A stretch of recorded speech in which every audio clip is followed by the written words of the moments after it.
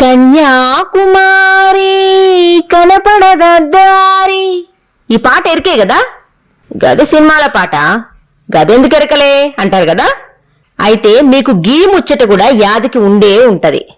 కొన్ని రోజుల క్రితం ఓ మైనర్ పోరడు బగ్గ దాగి కారుతో గుద్దితే పాపం బండి మీద పోయే ఇద్దరు అక్కడికక్కడే జీవమిడిసే. గట్లనే ఇగో గీ అక్కను చూడుండ్రి.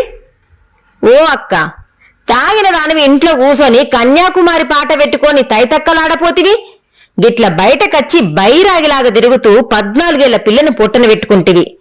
సభ్య సమాజానికి పిల్లలకి ఏ సందేశం ఇద్దామనుకుంటివి? ఒక ఆడదానవయ్యుండి నీ తాగుడు పాడుగాను నీ ఇజ్జతంతా తీసుకోబడితివి రోడ్డు మీద. మరి గీమగిట్ల శిక్ష పడుతుందో లేకగా మైనర్ పోరడికి కోర్టుల తీర్పు 4 దినాలు ట్రాఫిక్ నౌకరు చెయ్యమని ఒక వ్యాసం రాయమని చెప్పి తీర్పిచ్చుండే కదా. మరి గట్లనే చేస్తారా? ఆహా, ఎందుకంటే ఈ మధ్యలో కొందరు నేరస్తుల దగ్గర డబ్బు దండిగా ఉంటే అన్యాయం కూడా న్యాయం కాబట్టే, కొందరు అమ్ముడు పోవట్టే. ఇది అందరికీ ఎరికేందేనాయే. నేనేదో కొత్త ముచ్చట చెప్తున్నా అనుకునేరు మళ్ళా.